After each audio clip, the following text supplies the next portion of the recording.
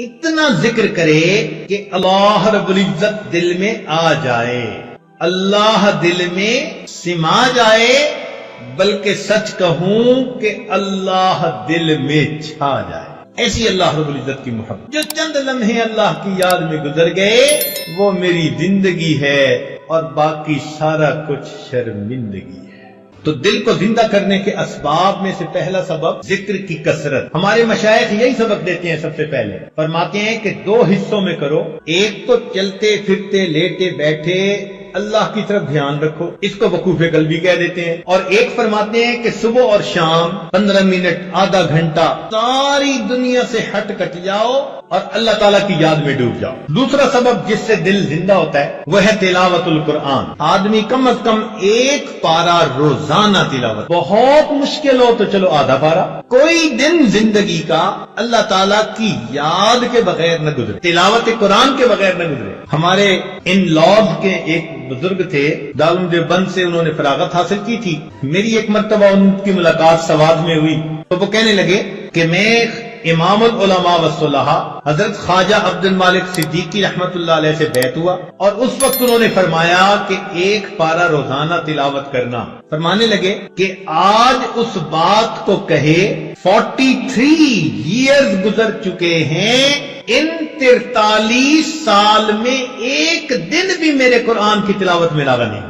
جب ایسے لوگ اللہ کے سامنے نام اعمال لے کر جائیں گے ہمیں کتنی شرمندگی ہوگی کہ ہمارے کتنے دن تلاوت کے بغیر جا چکے۔ اب دیکھو 43 سال، سردی بھی، گرمی بھی، صحت بھی، بیماری بھی، دیس بھی، پردیس بھی، خوشی بھی، غمی بھی، 100 یعنی عوارض ہوتی ہیں، مگر وہ کہتے ہیں میں نے ایک پارے کی تلاوت۔ چنانچہ عبداللہ ابن عباس نے عنہ فرمایا کرتے تھے من احب القرآن احب اللہ ورسول، جو شخص قرآن سے محبت کرتا ہے وہ اللہ رب العزت اور اس کے رسول سے محبت کرتا ہے، اور اللہ اور اس کے رسول اس بندے سے محبت ہے۔ 40 سال عشاء کے وضو سے فجر کی نمازیں پڑھی ہمارے بزرگوں نے۔ وہ رات کے اندھیرے کے اس طرح منتظر ہوتے تھے ہم تہجد پڑھیں گے جس طرح دلہا اپنی دلہن سے ملاقات کے لیے رات کا منتظر ہوا کرتا۔ مجھ کو نہ اپنا ہوش نہ دنیا کا ہوش ہے، بیٹھا ہوں مست ہو کے تمہارے جمال میں، تاروں سے پوچھ لو میری روداد زندگی، راتوں کو جاگتا ہو تمہارے خیال۔ اللہ کی یاد میں راتوں کو جاگتا۔ تیسرا سبب جس سے انسان کا دل زندہ ہوتا ہے الاستغفار، استغفار پڑھنا۔ ہمارے مشائخ فرماتے ہیں 100 دفعہ صبح 100 دفعہ شام یہ کم از کم ہے، ورنہ 200 مرتبہ صبح 200 مرتبہ شام پڑھے۔ استغفار پڑھنے سے انسان کے دل کی میل دور ہو جاتی ہے۔ چوتھا سبب جس سے دل زندہ ہوتا ہے الصلاۃ علی النبی، نبی علیہ الصلوۃ والسلام پر درود شریف کا پڑھنا۔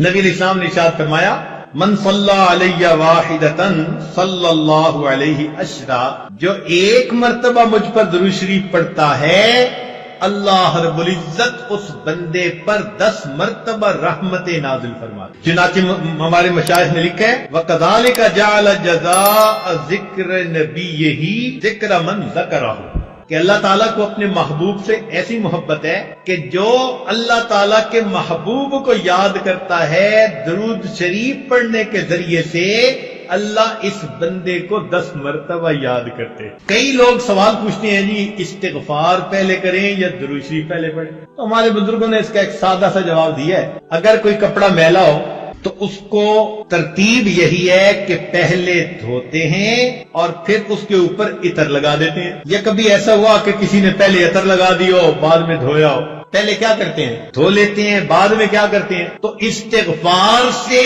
ان میلے دلوں کو دھو لیجئے، پھر درود شریف کے ذریعے سے عطر اور خوشبو اس پر چھڑک لیجئے۔